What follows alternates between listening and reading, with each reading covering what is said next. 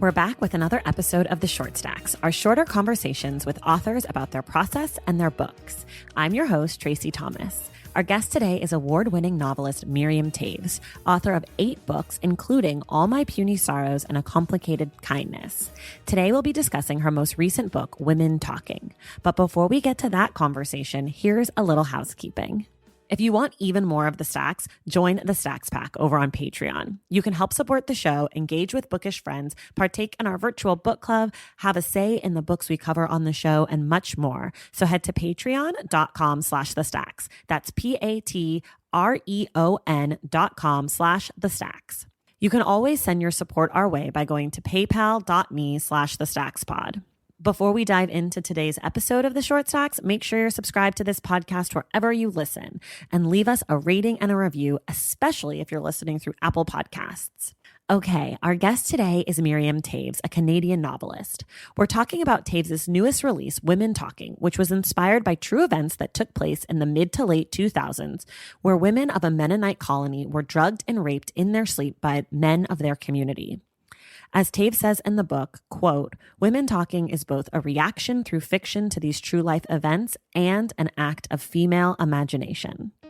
I'll let Miriam take it from here.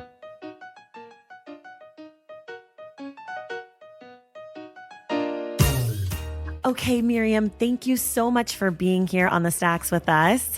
Thank you for having me. Of course. So we're going to just dive in. The first thing I'm going to ask you is, in about 30 seconds or less, can you tell us about your book? Between 2005, 2009, there were rapes, attacks occurring in the Manitoba Mennonite colony in Bolivia. When the women finally started talking about them, they weren't believed. They were blamed. And this is an ultra-conservative closed colony. And so the book is about, it's an imagined response to these attacks. Amazing. That was really good. Why did you feel compelled to tell this story? Well, when I first heard about these rapes, I was as horrified as anybody else. There were rumors going around in the Mennonite community here in North America, especially here in Canada, and I was enraged. I was saddened. I was horrified, but I also had so many questions that I feel that I've been attempting to answer, or at least come closer to understanding in my work over the years, but and now sort of reaching ahead with the knowledge and awareness of these crimes. So questions about the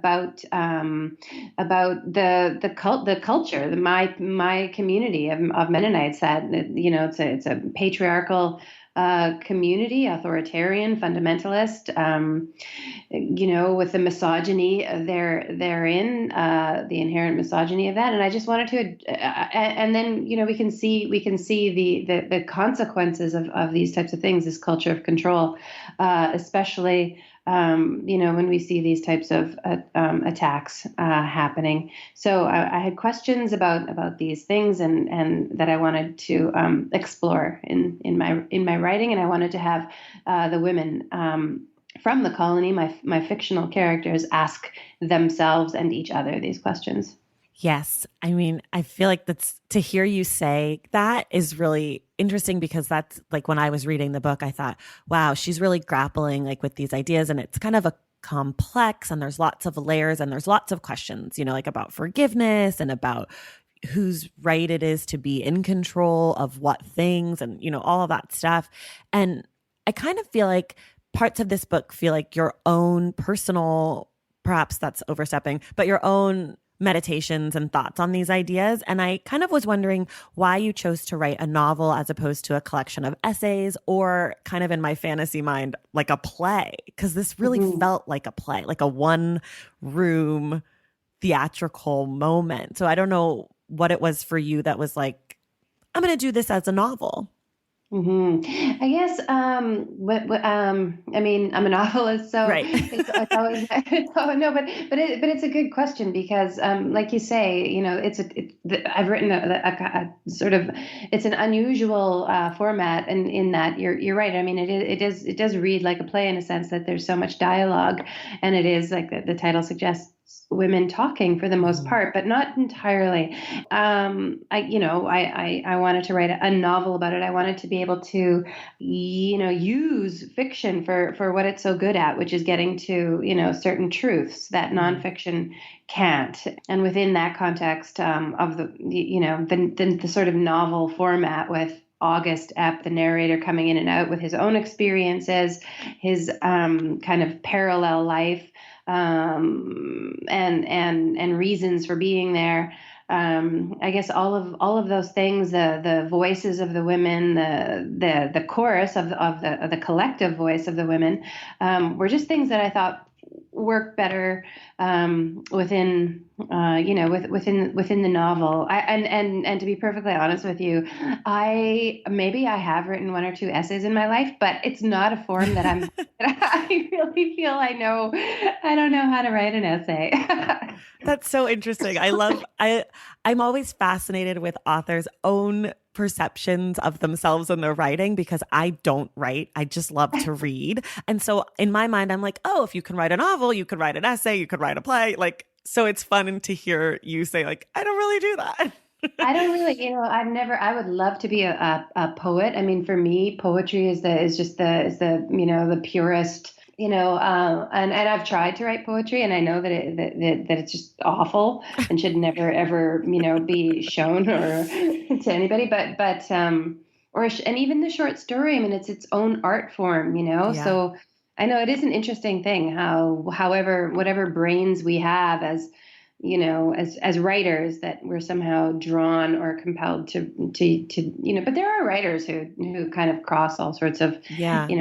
boundaries and are very versatile, but unfortunately I'm not one of them. Well, you just think you're not one of them. Maybe one day you will be, and you'll be like, I remember years ago, I thought I could only write a novel, and then you're going to be like poet laureate or Thank you for something. that vote of confidence. We'll see about Yeah, we'll that. see. We'll touch back in. So, one of the things in Women Talking, it's kind of, I mean, it's a big book as far as like what you're grappling with. Like, it's big ideas, it's very heady stuff. But the way that you approach it, and it's not big, like it's not that long, but the way that you approach it feels really intimate. And in addition to that, you have a lot of funny comedy. Like there are parts where I kind of like chuckled to myself, some of the lines, some of the moments.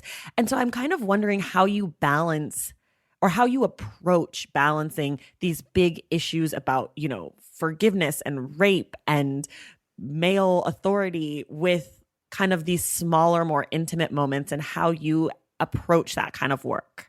Hmm.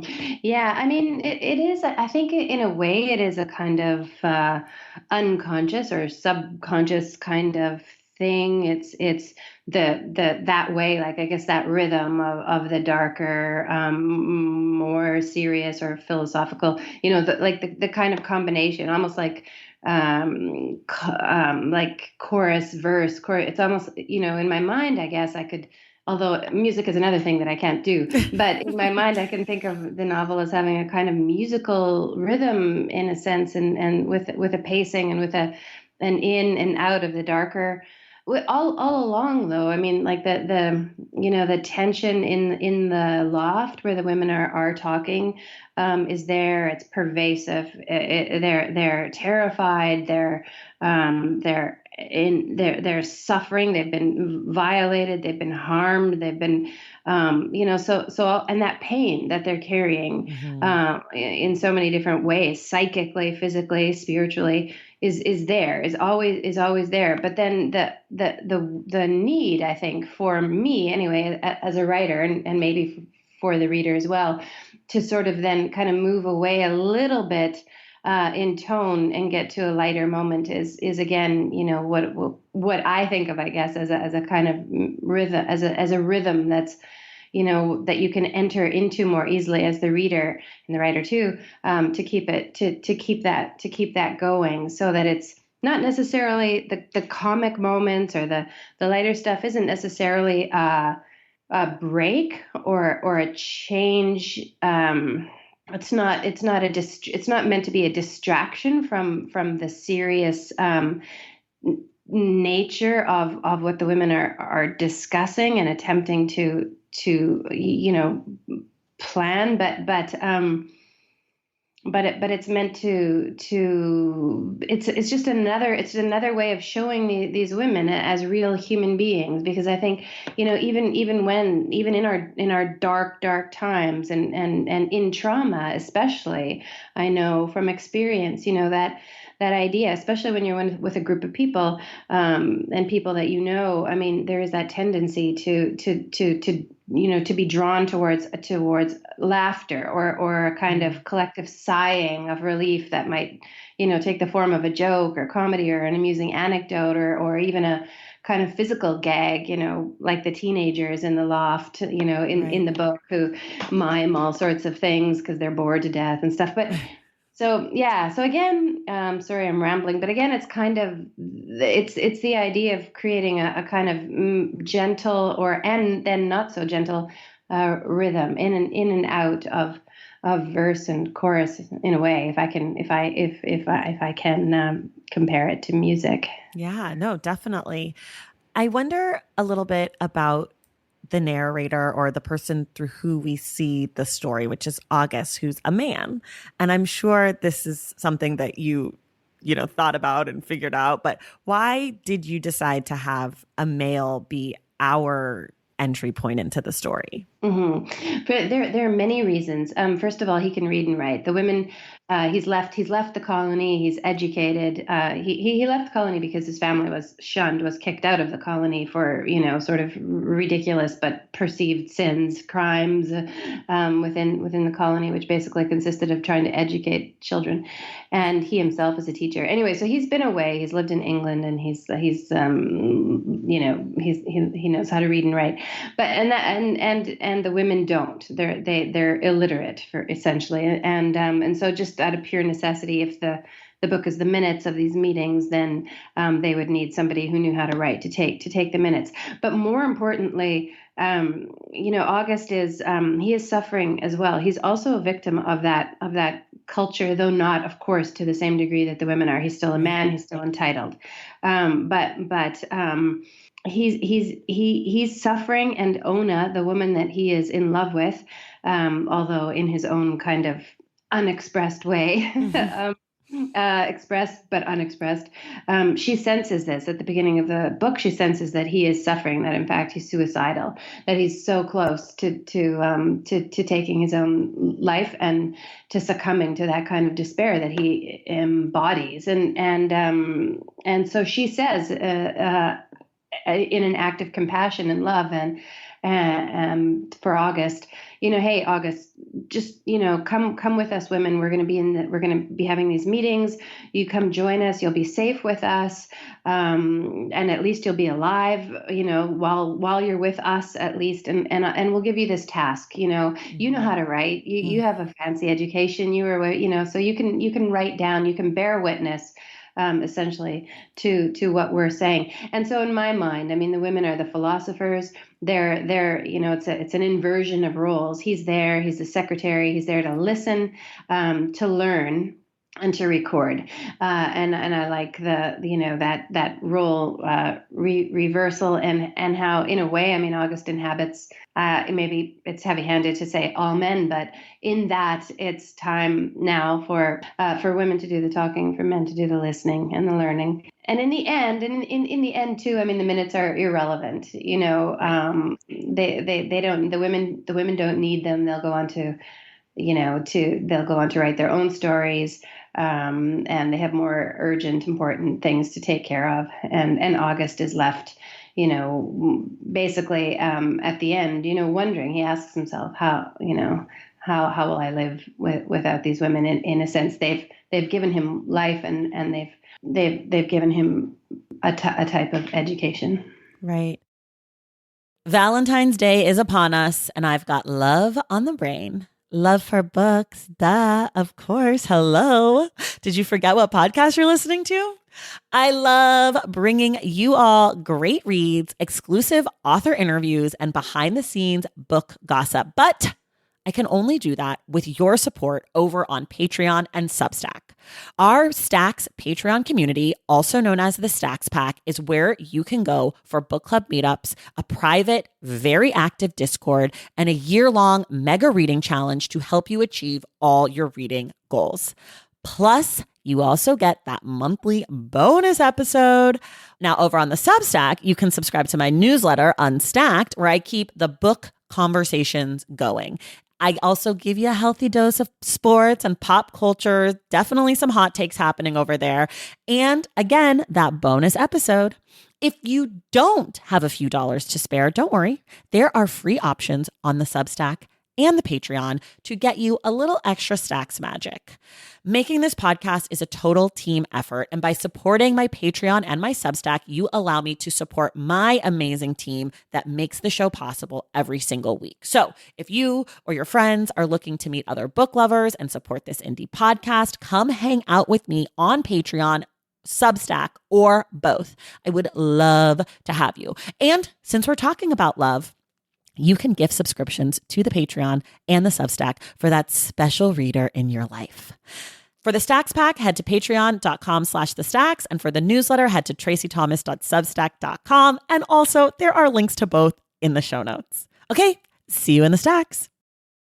When you were writing this book, what sort of stuff were you, Miriam, reading, watching, listening to, either for inspiration or escape or research, or just kind of what was in your mind as you're doing this process? Well, that is a good question. What was I reading when I was? I'm trying to think. I mean, I was reading a lot of Rachel Cusk, probably. I was reading some, I don't know, probably Roberto Bolaño, a writer whom I admire very much. Has been dead for a while. I was reading Virginia Woolf, which I turn to on a regular basis for inspiration. But it's hard to remember. As you know, I was reading the Bible. I was reading work by other Mennonites about the culture, about with the Mennonites are the same questions that I have. I was listening to my mother. I was listening to the sounds of my mother is a devout Mennonite church-going person, and she lives here with Eric and me, with my partner. She lives on the main floor of the house, and we're on the second floor of the house. And so, when her friends come over, I was listening to the way they talk, the way they pray together and sing together and express themselves and connect and reconnect. There was so much. There was so much going on. But of course, I finished writing the book in 2016 or 2000 at the very end of 2016. So. So it's a little bit difficult for me now. So many books and along the way that it's hard for me to remember. I remember I was reading Joy Williams at the time too, who I think is just brilliant. This book came out originally in Canada first, correct? Or no? Yes. Okay. Yes. That's what I thought. So I do have a question a little bit about the way that the book looks, like the cover. When you publish a book in somewhere else in Canada and then it gets published down the line in America, do you have say in like the second printing, like the international printing, or is that all through your publisher? I do have a bit of a say. Yeah, definitely. Here in Canada, I've just, all the covers of my books, I've always, there usually some designs are sent to me and possible covers and I'll have some thoughts. And often those are respected and that's great. Sometimes publishers will just have the designs that they want because of they know their audiences, their readers better. And for instance, I don't know, Italy or France or wherever, so. But certainly here in Canada, I have a lot of kind of input, and I find that with this book, with Women Talking, there's so many different beautiful covers that, and so they're so different one from the other. Yeah, Yeah. I really love them all. I've really been lucky with the covers. I do have a question a little bit about your family. So you mentioned your mom, and I did a little research on you, not a ton, a little bit. I like to know a little. And her maiden name is the same as one of the families of women in the book. So I'm That's right. wondering, do you name your characters after family or friends? Or in this case, was that intentional, or is that just a very common Mennonite last name?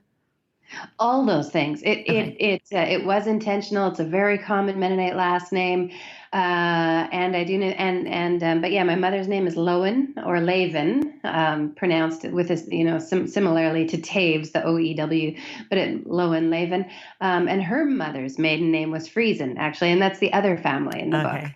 So I used those two maiden names of my grandmother and my mother, and it felt good to me to do that. It felt right, and certainly the women, the characters themselves, are all based or inspired by the Mennonite women that I know, my family, my mother, grandmother, sister, and friends, definitely. Yeah. It helped me to just to know who they are in my mind, and so in order to kind of characterize them, I guess.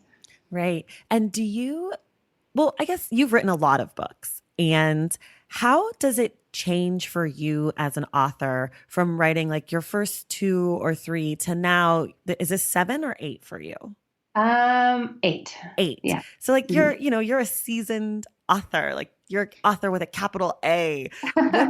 What's different? What's the hardest part about, being a professional author versus someone who's like, this is my debut and this is something new for me and it's all fresh and exciting? Yeah, well, I mean, it's funny that you mentioned that because, I mean, there was just nothing freer, no time. When I was writing my first book, and this was 450 years ago in my 20s, and the freedom of that, with nothing, no precedent, nothing had come before. I had no Right. hopes that it would actually ever see the light of day. So I felt this incredible freedom and joy, and without the voices and without feeling that I needed to, I don't know, and that was the freest time. And when I was, when somebody wanted to publish it, it was honestly the most exciting, strangest moment in my life. In my career, I mean, in my writing career, I couldn't believe it. It was just so exciting. And since then, there've been, with the books, every time is fresh, is new, is terrifying. I always think after I mean, I one, but especially I couldn't write a book that I didn't want to write.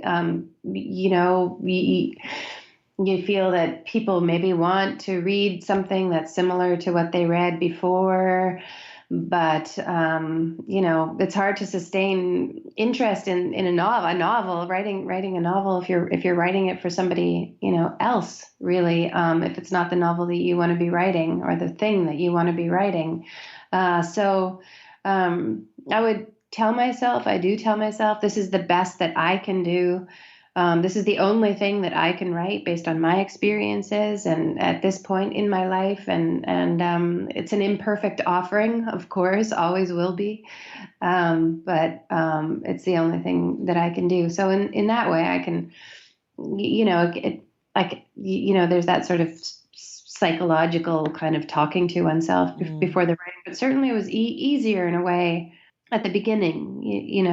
I guess as some of my books have become better known, or the response has been greater, that's so gratifying, and to have that connection with readers, and to have that conversation, even though it's right. not literally necessarily a conversation, but it's amazing. But it's also, it's easy to fall into a position or a kind of frame of mind where you start to really really doubt, yourself, and I wonder maybe I should stop. I always feel after every book that this is it. It's just too hard on me. It's too, again, I can't do it. Yeah, maybe I'm just lazy, but What would you do if you stopped being an author? Do you exactly, have a that's the dream? Do you problem. have something else?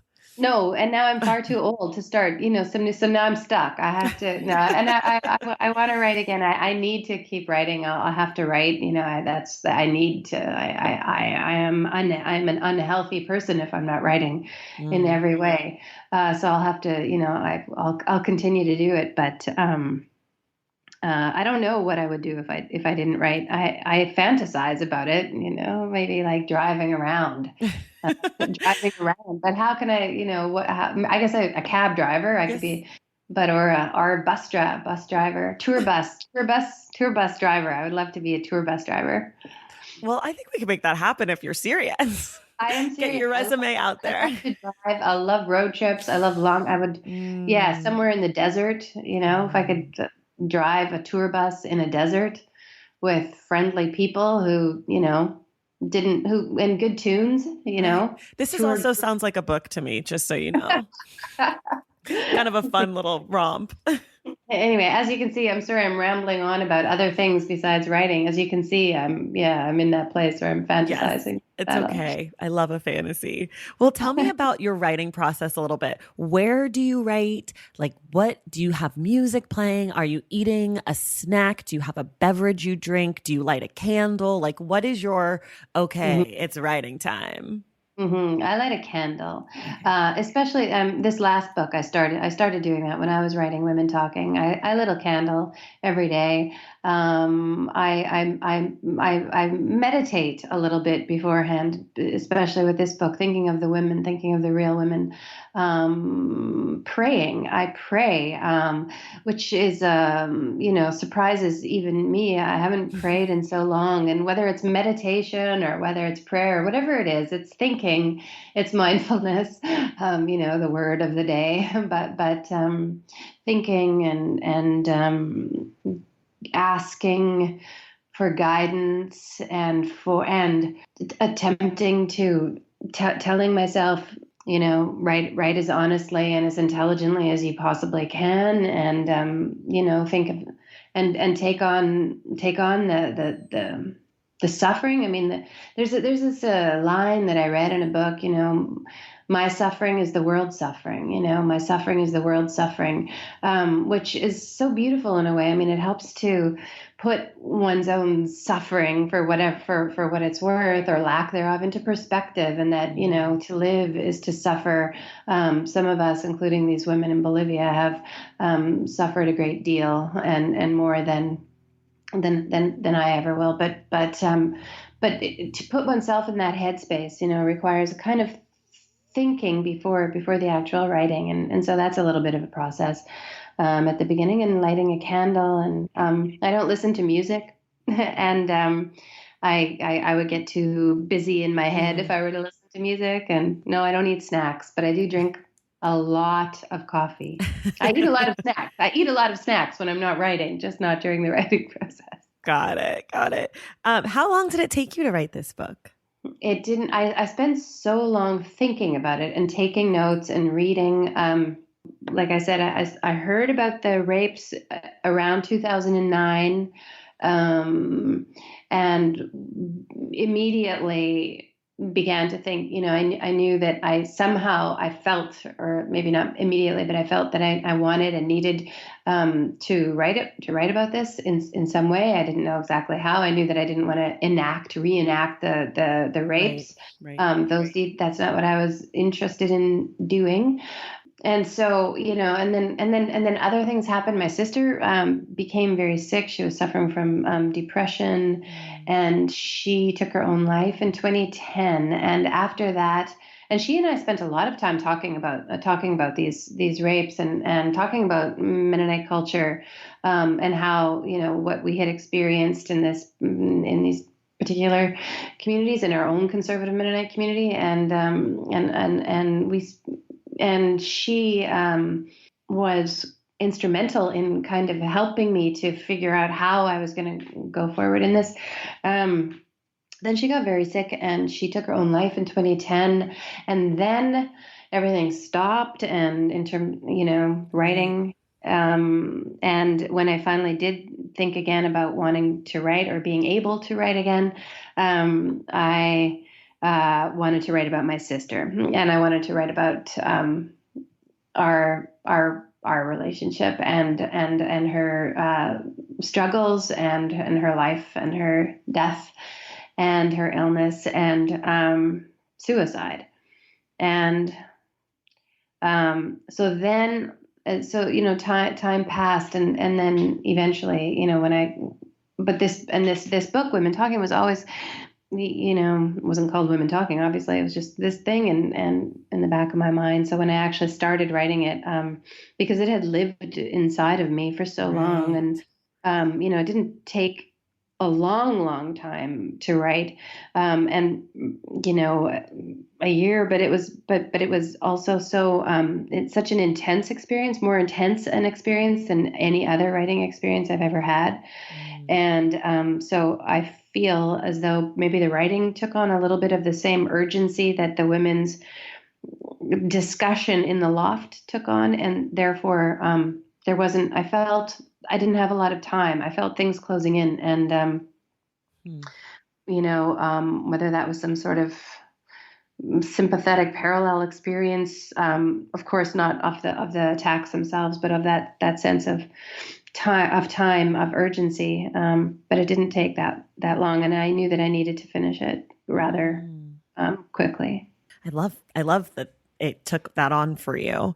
Was there any pushback that you've received on the book that either you felt was valid or that you were like, this is crap. I can't believe someone said that about my book, that sticks out in your mind on either Well, side? I mean, there are always a certain group of conservative male Mennonites Mm. who have always attempted to discredit me, who are angry with me, who hate me, who would prefer that I was silent, didn't write the Right. stuff that I write. That's always been the case. There are many, many, many supporters as well, Mennonite supporters, male and female, but a lot of women. And so, that's kind of standard, Hmm. particularly with the women attempting to achieve agency, determine for themselves how they're going to live, what they're going to do, seem to anger, particularly these conservative types who feel threatened by that. And I don't think that that's confined to a Mennonite Right. community. That's something that is happening and is ongoing, that we're struggling with forever. Maybe not forever, Hopefully and not forever. hopefully not forever. Absolutely, hopefully not forever. And yeah, so I think yeah, I think that was kind of, it's always disappointing. I always feel that, why can't we be self-critical? Why can't we look at our community, look at the problems within our community, the problems that are a direct result of, this hierarchy, the authoritarianism, fundamentalism, et cetera, isolationism, Right. and with it, the self-governing thing where, men act with impunity and entitlement, and women are, silenced, Mm. voiceless, dehumanized over time, um, from day one, and with no recourse. I mean, they can't leave these colonies, and there's no outside. They're trapped. They're prisoners, and why can't we look at that as a Mennonite, as a kind of collective Mennonite community, and attempt to with respect, of course, for the faith, for religious freedom, for all of that, for tradition, absolutely. But with in mind, with taking care of our people, and giving voice women and girls. Anyway, I mean, I'm, rambling again, but there is always that, and I get tired of it. I do Sure. get tired of it, but I'm used to it, and Right. I always expect it. Let me just say that I love your rambling. What you call rambling to me is like this the most divine, interesting stuff. So don't ever stop rambling. I really only have one more question for you, which is for people who love women talking, what are other books that you think maybe are a good companion or in conversation with, or things that you might suggest feel similarly, even if it's not the same topic, but just things that you know that you're like, oh, if you like this, you might be interested in that. That's a good question. That's a very good question. In terms of the idea of women coming together and talking. I mean, there are writers who have been doing that forever, who continue to do it. Uh, Virginia Woolf, Rachel Cusk, for instance, Pat Barker, Joy Williams, Alice Munro, and Margaret Atwood. I mean, they're like, that this idea of women speaking out, which again is so bizarrely threatening and terrifying to certain people. There are books that I'm thinking about too, like for again Bolaños stuff, which even though not necessarily directly about women speaking out, and really not at all, but the combination of dealing with, looking at, writing, examining the kind of corruption that the within power, and the sinister evil, although I'm not sure I like the word evil, but the sinister aspect of, and that corruption within government, nations, powerful organizations, and how that affects the individual, how it affects art, how it affects expression, and how it affects women's lives, and particularly, not only women's lives, but especially women's lives, and even Nelson Algren, who I mentioned because there's a new biography of him. He's one of my favorite writers. He died a long time ago. And his stuff, maybe it's dated or something, I'm not sure, but I love his stuff. It's about the disenfranchised, the marginalized, the voiceless, and and again, not only women, but it's that idea of giving voice to people without a voice. So I mean, and there's so many writers. Yeah. Well, Miriam, thank you so much. This was so great to talk to you and about your book, Women Talking, which is out now. I mean, it's been out, but now it's out in the States where I am. But thank you so much. Do you have anything else that you wanted to add before we go? No, I think we covered it. Like I say, I rambled on, so that in the best way, in the best way. Well, thank you so much. And everyone else, we will see you in the stacks.